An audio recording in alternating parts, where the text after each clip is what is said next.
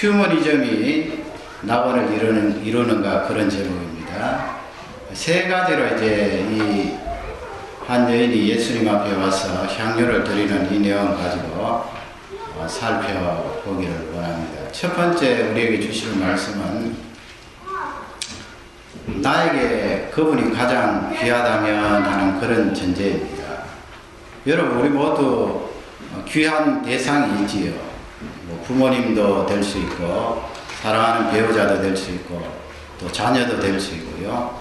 또 예수 믿는 우리는 가장 귀한 분 하면 예수님 말씀드릴 수 있죠. 예수님이 나를 위하여 죽으시고 또 부활하시고 나를 구원해 주셨는데 그분의 은혜를 생각하면 귀하다는 그 단어가 부족할 정도입니다. 3절 말씀에 가면은 그 예수님께서 이제 잡히셔서 십자가에 죽으실 그날이 점점 가까이 다가오고 있습니다. 고난주간에 일어났던 일이에요. 예수님이 초청을 받아서 그 남용 환자 시몬이라는 사람의 집에 들어가서 음식을 드시는데 이것을 보면은 우리 예수님이 얼마나 연약한 자들, 가난한 자들, 이 사회에서 소외당하고 버림받은 자들과 함께 하신다는 것을 잘 알 수가 있습니다.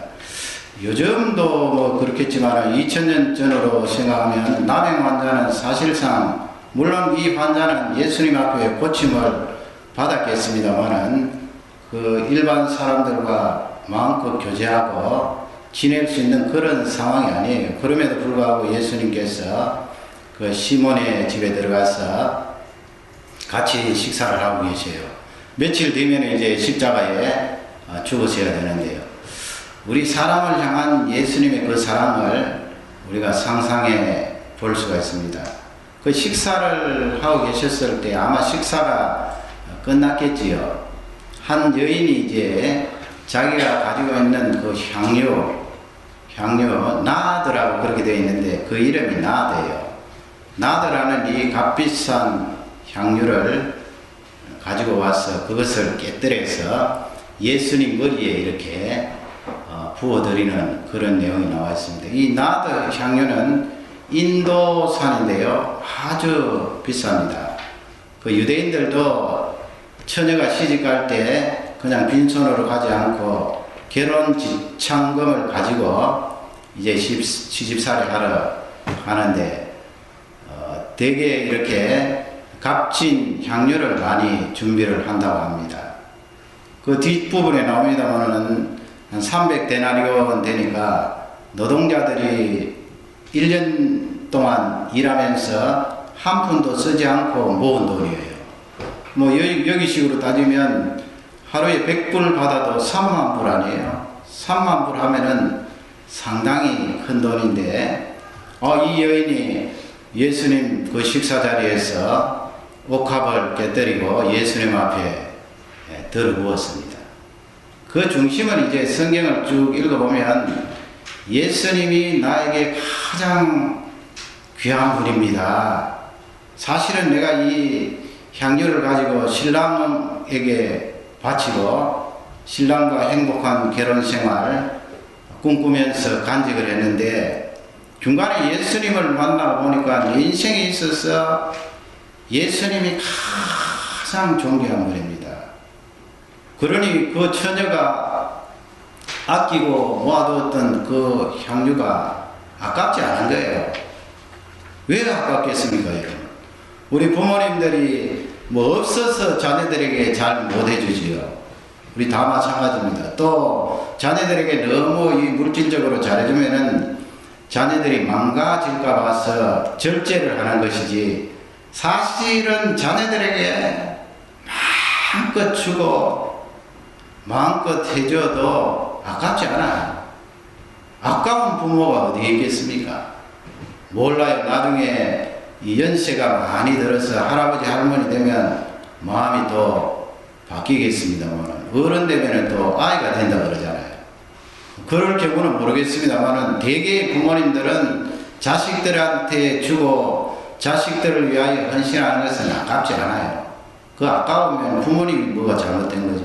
왜 아깝겠어요? 그렇게 아깝지 않은 이유는 자식이 그토록 귀한 거 아니에요.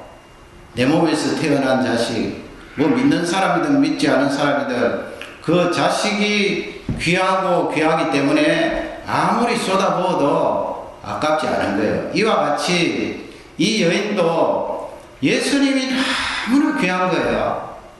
그 인생이 너무나 소중하니까 그 3만 불 이상 가는 그것을 한순간 부어서 예수님 앞에 드리는 그 귀한 내용이 나와 있습니다. 여러분 짐작이 가지요. 짐작할 수 있지 않습니까? 너무나 소중하고 귀하니까 그렇게 한 것입니다. 그러면 이 내용을 보면서 우리 대개의 사람들은 조금 생각이 다르겠지요. 왜냐하면은 다이아몬드 같으면은 또 금붙이 같으면은 누구에게 당신 참 나에게 있어서 너무나 소중합니다 그렇게 말씀하고 다이아몬드를 앞에 내어놓으면 그 상대방이 그것을 받아서 간직하잖아요. 귀한 거니까. 내내 간직하고 있으니까 나도 보람이 있는 거예요.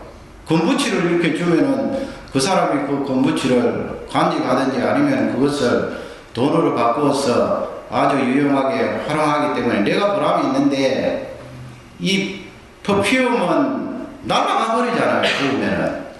물론 한동안은 아주 향긋한 냄새가 나겠습니다만은 시간이 지나면 날아가 버리고 예수님 그 방에서 떠나가시면은 그 향수는 온데간데 없어요. 그러니까 사실은 그 향수를 붓는 여인의 입장에서는 그 향수를 붓는다는 것이 쉬운 일이 아니에요. 그것을 부었다는 것은 예수님이 내 인생에 있어서 그토록 소중하고 아름답습니다 하는 그 고백을 함께 드린 것입니다. 그러면 또 사람들의 생각은 달라요. 우리도 역시 거기에 있었더라면 그런 생각을 가지고 있었을 거예요. 그래서 그 다음에 우리에게 주시는 말씀은 이 휴머니즘이 모든 것을 다 해결해 주는가 하는 그런 주제예요. 여러분 휴머니즘 잘 아시죠? 인간 중심, 사람을 사랑해야 된다.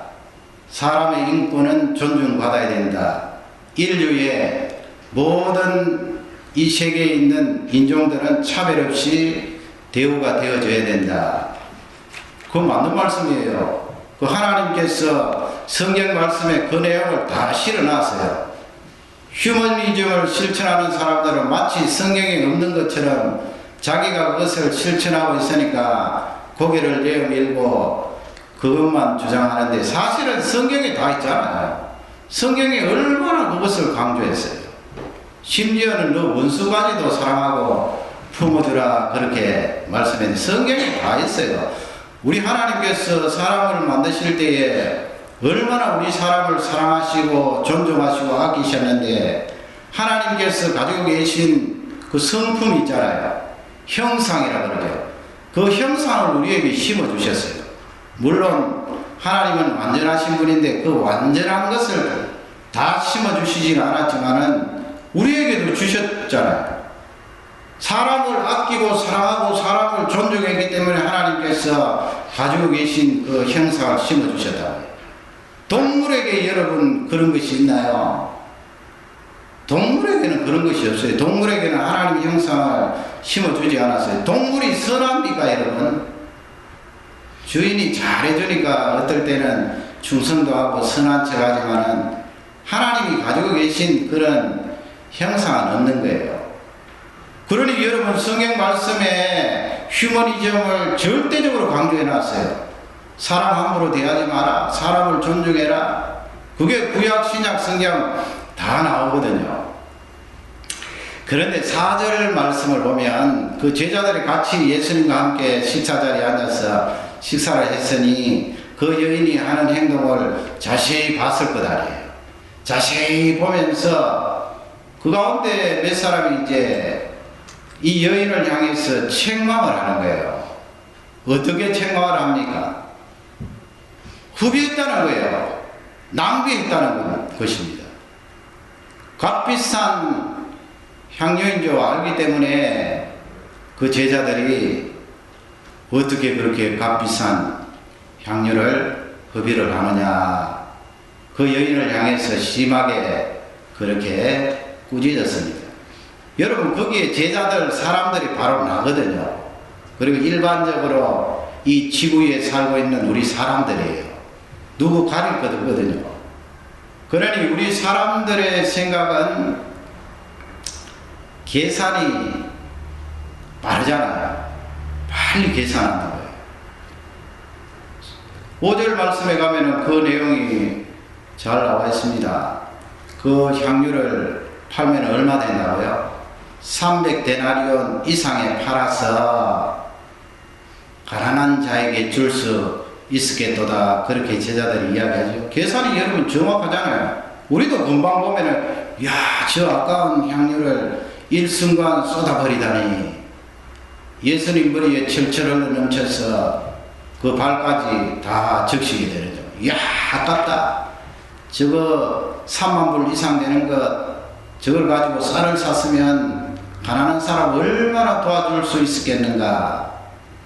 그렇게 이제 계산이 나와요.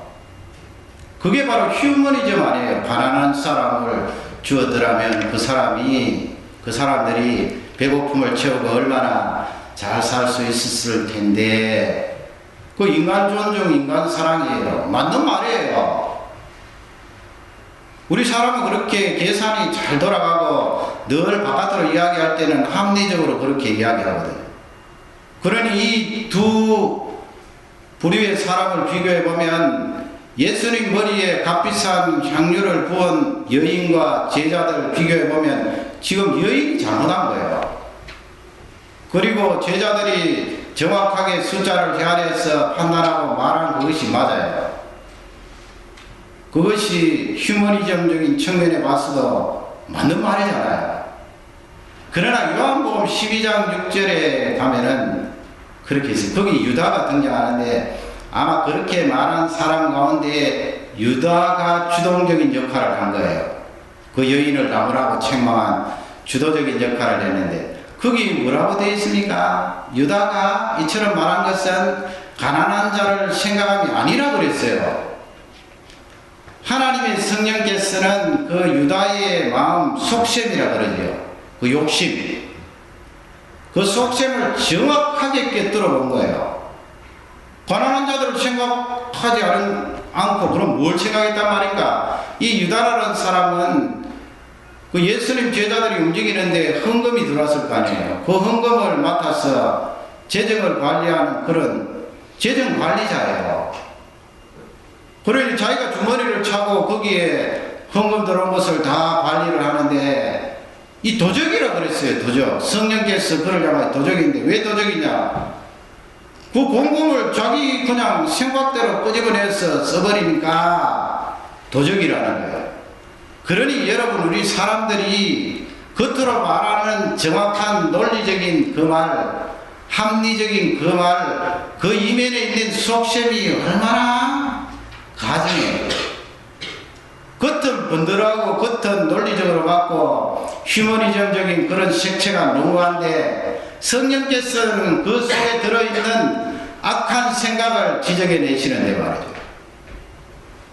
그래서 여러분, 뭐 이렇게 선거철이 되고 지금 뭐 미국이나 한국이나 러시아나 일본이나 다 지도자들이 바뀔 시점인데 그 사람들이 겉으로 말하는 그것이 다가 아니잖아요. 물론 뭐 정치하는 사람들 다 나쁘다 그렇게 말할 수는 없지만 예를 들면 그 사람들이 복지를 이야기할 때 복지를 많이 이야기하면 이야기할수록 백성들이 좋아하니까 말이죠.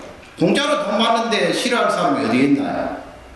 그래서 결국은 복지를 많이 이야기하고 지나치게 이야기하는 경우도 있는데 그러나 그 속셈에 들어가 보면은 자기가 힘을 얻겠다는 말이에요. 표를 많이 얻겠다는 거고. 그래서 지나치게 그렇게 주장하는 것은 생각해 볼 필요가 있는데 그 속셈이 드러나기 때문에 그렇다는 것입니다. 여러분, 우리가 이 세상을 살면서 이 휴머니즘이 모든 문제들을 해결할 것이라고 그렇게 섞는 경우가 많아요. 딱 논리적으로 내가 판단하면 그거 맞지 않다 말하지만 삶 속에 들어가면 섞는 경우가 많아요. 예를 들어 볼까요? 여러분 캐나다에 오셨잖아요. 캐나다는 우리가 한국을 떠날 때 그때보다도 그때를 비교해 보면은 훨씬 복지가 좋은 나라 아니에요. 좋은 나라예요. 제가 떠날 때만 해도 의료보험이 잘 돼 있지 않은 때였거든요. 훨씬 여기가 복지가 좋지요. 그리고 지금 현재도 비교해 보면 여기가 복지가 나아요. 복지가 나으면 여기에 살면 모든 문제가 다 해결되나요? 왜 이렇게 우리가 어렵게 살아요? 왜 이렇게 정신없게 살아야 되나요? 그러니 우리는 속아서 살고 있다고요. 복지만 좋고 환경만 좋으면 모든 문제가 다 해결되리라. 그러면 유럽에 그렇게 요람에서 무덤까지 그러잖아요. 태어날 때부터 무덤에 들어갈 때까지 다 국가서 해결해주고 복지가 그렇게 잘 되어 있는데 왜 그렇게 스스로 죽는 사람이 많아요? 그렇게 잘 돼 있고 살 염려 안 해도 되고 잘 살아갈 수가 있는데 죽는 거거든요. 자기가 스스로 죽어버려요. 살기서 다른 거예요. 여러분 한국에 가난하고 힘들고 어려울 때 전쟁이 일어나고 다 그렇게 고생을 하면서 살아갈 때 그렇게 스스로 죽는 사람이 많았나요? 요즘 얼마나 잘 살아요. 여기 북미의 교포가 한국 돌아가면 똥포라 그러잖아요. 똥포. 그냥 이 햇볕에 걸러서 시커멓게 한국에 돌아가면은 이상하게 본다고요. 옷차림도 허스르가고요. 그렇게 한국이 잘 살게 되었는데 왜 그렇게 죽는 사람이 많아요? 자연사가 아니고 스스로 목숨을 끊는 사람이 그렇게 많아요. 왜 그렇게 많아요? 우리는 이 세상을 살아가면서 휴머니즘, 인간을 존중하고 인간을 사랑하고 인간이 대우받아야 되고 인간이 최고이고 인류의 박애정신, 휴머니즘 그것만 되면은 파라다이스가 올 것으로 착각하는데 아니에요. 그 착각하면 안 돼요. 성경에 그런 말씀이 어디 있습니까? 6절 말씀에 가면은 예수님께서 그 제자들에게 말이지요.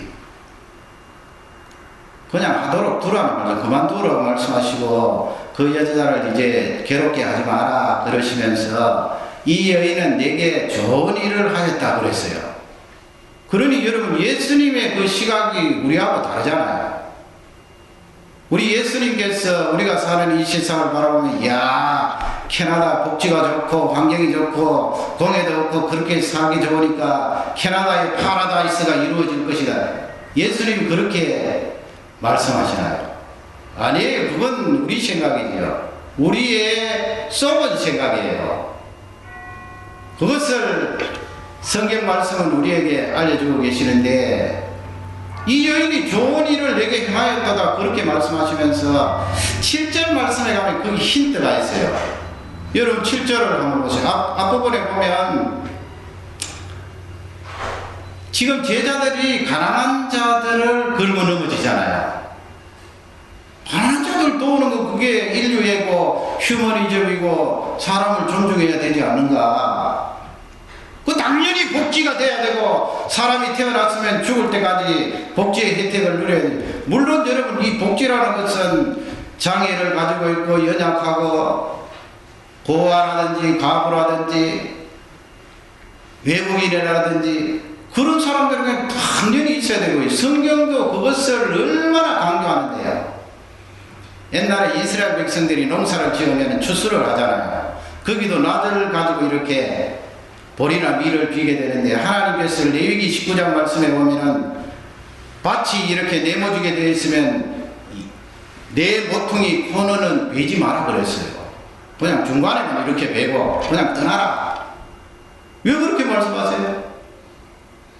그 가난한 사람들이 먹도록 고아들이 먹도록, 과부들이 먹도록, 외국에서 온 외국인들이 먹도록, 나간 애들이 먹도록 남겨두라고 했어요. 포도 농사를 지으면은 끝까지 악착같이 포도를 다 따는 것이 아니고요. 그냥 주섬주섬 남겨놓는 거예요. 왜? 가난한 사람들 먹도록, 들어와서 먹도록. 신명기 24장에 보면은 추수를 하고 단을 이렇게 먹는데, 단이 집에 가서 가만히 생각하니까 단을 많이 놓고 왔어요. 우리 같으면은 달려가서 밭에 둔 그 단을 가져다가 타작을 해야 되는데, 하나님 그거 가지 말라고 그랬어요. 너 잊어버리고 놔뒀으면, 잊어버렸으면 그냥 두라고. 왜? 가난한 사람들, 약자들이 와서 그것을 가지고 먹을 수 있더라고. 그리고 단을 먹는데 하나도 남김없이 다 주워 담는 것이 아니고요. 그냥 줄줄 흘리는 거예요. 줄줄 흘려서 뭐하게? 가난한 사람이 뒤에 들어와서 이삭을 줍도록. 옛날에 우리 한국에 살 때 이삭 줍는 것은 아무것도 아니에요. 이 주인이 그냥 줄줄 흘려놓으니까 가난한 사람 들어와서 그냥 거의 버금가게, 주인과 버금가게, 그만큼은 아니겠지만은 이삭을 주워 모아서 먹고 사는 거예요. 여러분, 우리 하나님이 그토록 휴머니즘을 말씀하시고 인간을 사랑하라고 말씀하시면서 약자를 했는데, 우리 죄인들이 그렇게 안 하잖아요. 힘주면은 그 힘을 가지고 그냥 내리눌러버리고 업신여기고 몽둥이를 펴고 칼로 매고 그렇게 안 나와요. 우리 하나님은 그러신 분 아니에요. 그래서 7절 말씀에 예수님 말씀은 가난한 자들은 너희들과 항상 함께 있지 않느냐는 거예요. 항상. 그래서 아무 때나 너희가 도울 마음이 있으면 도울 수 있지 않느냐. 그 말씀이 굉장히 중요한 거예요. 가난한 사람이 항상 너희들과 함께 있다. 이 말씀은 하나님을 믿는 사람이 가난한 사람들을 계속해서 돌보고 그들을 케어해야 된다는 그런 말씀이에요. 우리 책임이라는 거예요. 그 사람들을 돌보고 그 사람들 먹을 것 없으면 갖다 주고 살펴보라는 거예요. 계속 그렇게 하라는 거예요. 한 번 선을 해가고 마는 것이 아니고요. 그리고 그 말씀 속에 중요한 것은 인류 역사에 있어서 이 가난의 문제, 약한 자의 문제는 계속된다는 거예요. 계속됩니다, 여러분. 아무리 잘 살면 가난한 사람이 없나요? 빈부의 격차만 자꾸 벌어져요. 잘 사는 사람은 잘 살고 못 사는 사람은 죽으라고 못 살고 그렇다고요. 굶어 죽는 사람이 있다고요. 그러나 우리 사람은 복지만 잘 해결되고 이 휴머니즘만 정확하게 이행이 되면 이 세상에 낙원이 올 것이라고 생각하죠. 천만의 말씀. 아니에요. 계속해서 있다니까. 예수님이 그 말씀이에요. 가난한 사람, 연약한 사람 계속해서 있어요. 그것을 말씀하는 거예요. 그 말씀은 간접적으로 휴머니즘으로 인생의 문제를 다 해결할 수 없다는 거예요. 휴머니즘으로 어떻게 다 해결해요? 속지 말라는 거예요. 복지가 필요 없다는 말씀이 아니고요. 인간 사랑 연약한 자를 도우지 말라는 말씀도 아니고요. 그건 우리의 책임이라니까요. 중요한 것은 그 휴머니즘이 우리 인생의 모든 문제를 해결하는 것이 아니에요. 그건 두 번째, 세 번째. 더 중요하고 결정적으로 앞서야 될 것이 있다는 말씀이에요. 그것을 성경은 우리에게 알려주고 있습니다. 그게 마지막으로 우리에게 주시는 말씀인데, 휴머니즘보다도 앞서고 절대적으로 중요한 것은 십자가의 죽음이라는 거예요. 십자가의 죽음. 그것을 지금 예수님 말씀하시거든요. 십자가의 죽음. 가난한 사람들에게 쌀 갖다 주고 가난한 사람들에게 포도 따먹도록 하고 그것은 그 가난한 사람의 육신을 살리고 일시적이지 않느냐. 그것은 너희들이 일생토록 계속 해야 될 것이고, 그것보다도 더 중요하고 영혼과 연관된 십자가의 죽음이 있어야 된다는 거예요. 그것을 제자들에게 말씀하시는데 7절 뒷부분이 그 말씀이거든요. 7절 뒷부분 보세요. 예수님 그렇게 말씀하시죠. 나는, 예수님이 강조하는 거예요. 나는, 인자는, 나는 너희와 항상 있지 않다고 말씀했어요. 아니 성경 말씀에 내가 세상 끝날까지 너희와 항상 함께 있으리라 말씀하셨는데 그 본문에는 왜 그렇게 말씀하세요? 디바인 파워가 없다는 말씀이에요. 하나님의 그 전능하신 능력, 모든 곳에 계시는 그 능력, 그게 없다는 말씀입니까? 그 말씀은 그게 아니에요. 그렇게 성경을 보면 안 되지요. 우리 예수님은 하나님의 아들이시고 성자 하나님, 그분이 창조, 이 우주를 창조할 때 같이 창조하셨던 하나님이세요. 그러면 7절 뒷부분에 나오는 말씀은 무엇인가? 그것은 바로 십자가의 죽음을 말씀하셔요. 십자가의 죽음. 예수님께서 우리와 같은 이 몸을 입으시고 이 세상에 오셔서 신적인 능력, 그분이 100% 하나님이지만 이 세상에 육신을 입고 계실 때 예수님이 가지고 계셨던 그 신적인 능력을 다 사용하신 게 아니거든요. 다 사용하시면 여러분 십자가 지실 필요가 뭐 있고, 고통도 안 느끼고 아픔도 없으시고 그냥 다 통과하실 수 있잖아요. 그러나 예수님 그것을 다 사용하신 것이 아니고 절대적으로 필요할 때, 예수 그리스도가 성자 하나님을, 메시아임을 나타낼 때 하나님 앞에 기도해서 그것을 이적을 드러내는데 말이에요. 너희들과 항상 함께 있지 않다 이 말씀은 십자가에 죽는다는 말씀이에요. 육신을 입고 지금 너희들과 함께 시몬의 집에서 밥을 먹고 있지만 이와 같이 너희들과 함께 밥을 먹는 이와 같은 성육신한 예수님은 다시 못 볼 거라는 것이죠. 왜? 십자가에 죽기 때문에. 죽으시니 8절 말씀에 가면 결정적으로 말씀하시잖아요. 이 여인이 힘을 다하여 향유를 내 몸에 부은 것은 뭐라고요? 나의 장사를 예비하게 하려 하십니다. 예수 그리스도의 십자가의 그 죽음, 유대인들은 죽은 시신에다가 향유를 바르잖아요. 예수님이 그 다음날 안식일 바로 전 몇 시간 전에 십자가에서 죽으셨기 때문에 향유를 바를 시간도 없어요. 이 여인은 거기까지 지금 내다본 거예요. 예수 그리스도 십자가의 그 죽음이 자기를 위하여 죽으신다는 것을 이 여인이 내다보고 예수님의 십자가의 죽음을 염두에 두고 그 향유를 부은 거예요. 여러분, 이 여인의 시각과 우리의 시각은 다른 거예요. 예수님은 그것을 아시죠. 하나님이시니까 정확하게 가려낸 거예요. 제자들 너희들 말하는 휴머니즘 중요하지, 가난한 사람 도우는 거 중요하지, 해야 돼 반드시. 그것도 안 하면 무슨 하나님의 자녀냐. 반드시 해야 돼. 그러나 그것 이상 중요하고 인생의 문제에 있어서 앞서야 될 것은 십자가의 죽음이라는 거예요.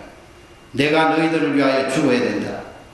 십자가 위에서 나의 물과 피를 다 쏟아 사망을 해야 된다.